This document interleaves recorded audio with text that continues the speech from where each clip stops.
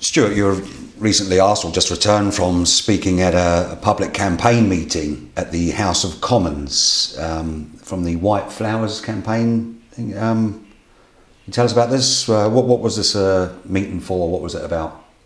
Well, it was organised by a group of campaigners who are prominent in the United Kingdom, and it called together really survivors and whistleblowers and campaigners from up and down the country to have a focused collective meeting on what should be the future direction, the movement of travel of the overall campaign, to have a meaningful public inquiry into the many decades of concealed child abuse atrocities in the United Kingdom. Now, there are different opinions as to what that direction should be, of course, and there was an expectation that the meeting could be quite divisive, but better, to have these issues out on the table rather than kind of keep them concealed, because we believe in transparency above all else when it comes to organising these kind of campaigns. But actually the meeting was very, very successful in terms of having a strong and broad degree of consensus. There was far less argument and far greater agreement about the way forward than we imagined. So the meeting was a great success, and it left the vast majority of people who attended feeling much more positive and rejuvenated about the campaign. Well, of course, like this, the London CSA inquiry, child sex abuse inquiry. Why were you invited? Well, very much in the eyes of campaigners up and down the United Kingdom, still they see the Channel Islands and the Isle of Man, the Crown dependencies, and particularly Jersey and the well-documented cover-ups and scandals in Jersey as part of the overall situation that is confronting public authority in Britain, in the British Isles. And as much as the Jersey authorities and the half-baked excuses for investigations and inquiries they carry out locally might like to think that the Jersey scandals are fading away from national consciousness, in fact, the general awakening is going in the opposite direction. There's very much a strong drive on the part of the national campaign for an overarching British Isles public inquiry, including, for example, Northern Ireland and the Kincora scandal and the conduct of the security services and the various paramilitary factions there who did clearly use child abuse disgustingly as a weapon of manipulation within all of the troubles. Likewise, Scotland, there's a feeling that Scotland should be included in an overarching British public inquiry.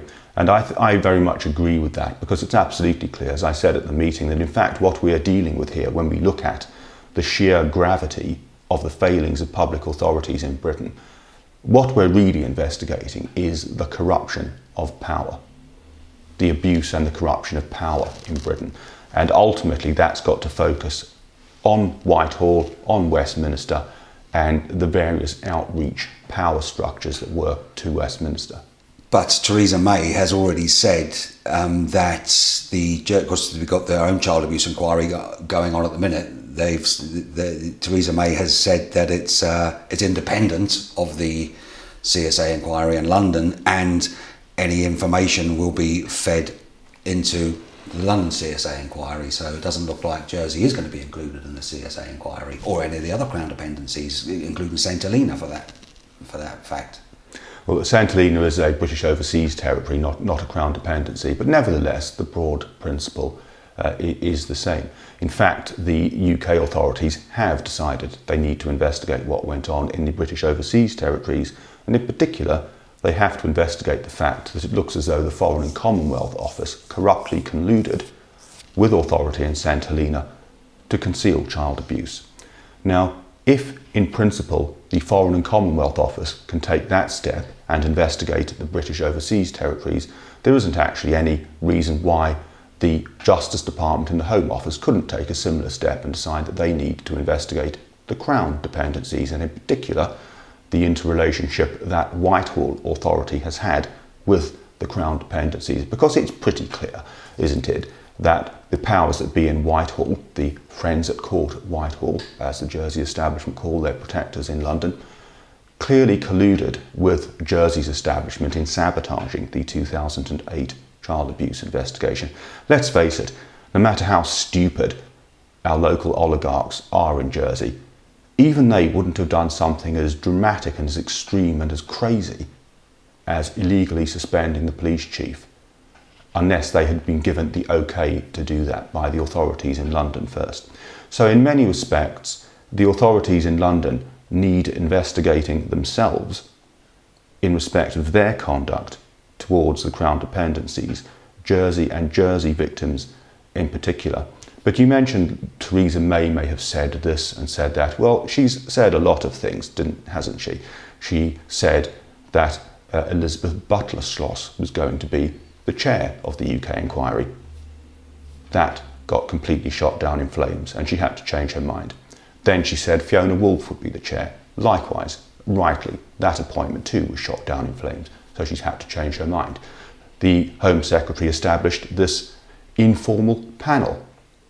But that now, by her own admission, is now going to be dissolved and it's going to be replaced with a statutory investigation. So everything is to play for, and we are in a constantly evolving situation.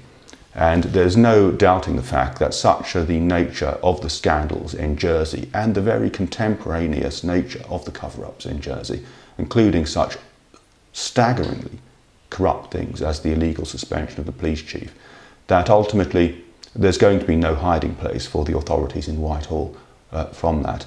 What they may want to do and what they're going to be required to do by the momentum of events may well be two different things. So you, at this meeting, I think it was an open public meeting, what did you say at this meeting? I explained the context of my position. I said I had been a senior senator in the Jersey Parliament and, in fact, the Minister for Health and Social Services. These days, in fact, I was actually just a convict who had served a couple of prison sentences. And what went on between me being a senator and the Minister for Health and Social Services and me ending up in my current position was the fact that I had blown the whistle on the concealment of child abuse. I had gone up against the civil service and the Crown officer establishment in Jersey, and I had exposed a variety of very serious crimes, child abuse and other very serious crimes as well. So I suggested that it served as a good example of just to the extent at which entrenched establishments with a history of covering up child abuse will go, the ludicrous and despicable things they will do to cover up their failings and their crimes. And how well received was your speech? What did you have, a 5-10 minute speech? How well received was it by the audience? And who were the audience? Who were there? Who was speaking at who was on the top table, if you like? And how was your speech received? Yeah, I spoke for about 5 minutes. Everybody only had a fairly short time because there were so many speakers. And I went on to say that it was important for the meeting and for everyone to think about what it was we were actually investigating here. I said there were two questions we had to ask ourselves. What is it we're investigating? And what would success look like? And I said we had to try and stop thinking about this campaign as being an investigation into child abuse. In reality, this campaign is an investigation into the corruption of power in Britain. I said that in Britain, we like to think of ourselves as being a non-corrupt country. We like to imagine that corruption in government and judicial level is something that only happens to foreigners. In Britain, we're above all that. Well, I said as many examples show, such as Bloody Sunday, the murder of Daniel Morgan, the Stephen Lawrence cover-ups, the Hillsborough atrocities. In fact, power and public administration in Britain is deeply, deeply corrupt. And it's one of the most corrupt systems, in fact, in Western Europe. So I said that we had to recognise that what we're investigating is actually the abuse of and the corruption of power. That really was what we were investigating. And success at the end of the day, and it may take 10 years to get there, but success will look like reining in that power and making it transparent and making it accountable. And as I said, the other part of my question was, who was present? Who was there at this?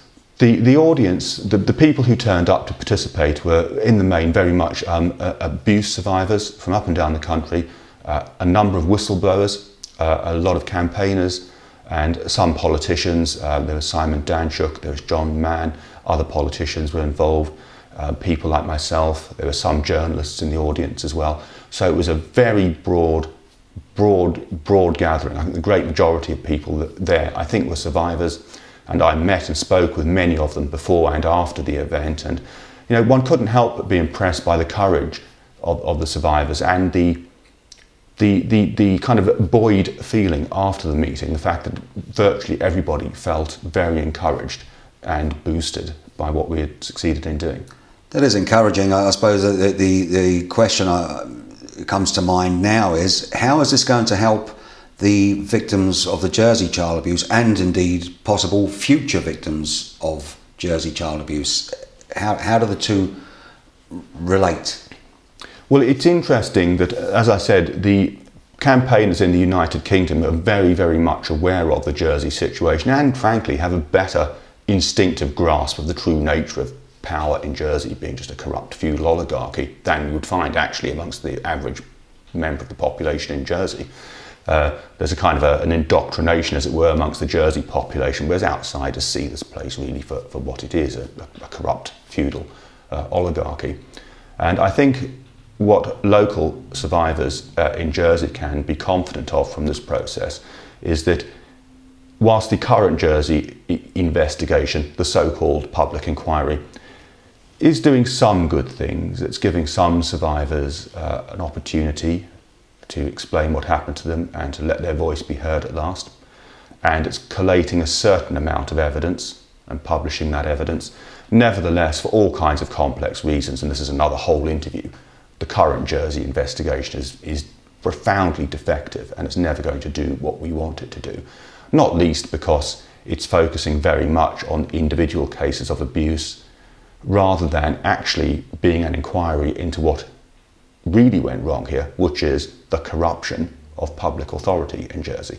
Let's face it, any meaningful investigation into how decades of child abuse in Jersey could have been proactively concealed would have to be an investigation into the Jersey judicial function, into Jersey's Crown officers, and an investigation into how and why the authorities, the powers that be in London, protected the obviously corrupted Crown officers in Jersey.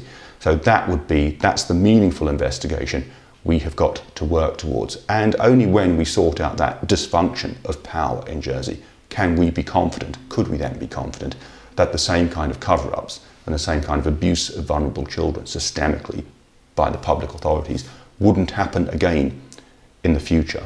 So that's why we can be confident, and people that are genuinely concerned about the security of children in the future in Jersey, in the long term, can be very assured that we're going to do all we can to see that that power structure in Jersey is investigated and is held to account, and that will be a good product of the overall UK investigation. Well, I think we're all contributing in our own way, aren't we, to the overall direction of travel. You know, some people are working quite closely with the Jersey inquiry, you know, for what that's worth. I don't particularly have any confidence or faith in the Jersey inquiry, but that too is fine. You know, we're all allowed to have our own views and our own opinions. I'm carrying on working for the issues in Jersey in the way that I think will best help the long-term issues, which basically means delivering finally the proper rule of law in Jersey after 800 years of corrupt, self-protecting, de facto mafia, a feudal mafia. And very much a part of that campaign is going to be continuing to work with and support the overarching UK investigation. So I think it's all it's a jigsaw puzzle. There are components, you know, that need to be done in terms of the overall genuinely broad campaign, and I'm sure all of the other people involved in it are each working as we can towards that broad long-term objective of making power in Britain transparent and accountable and responsible so that these kind of crimes won't be covered up again.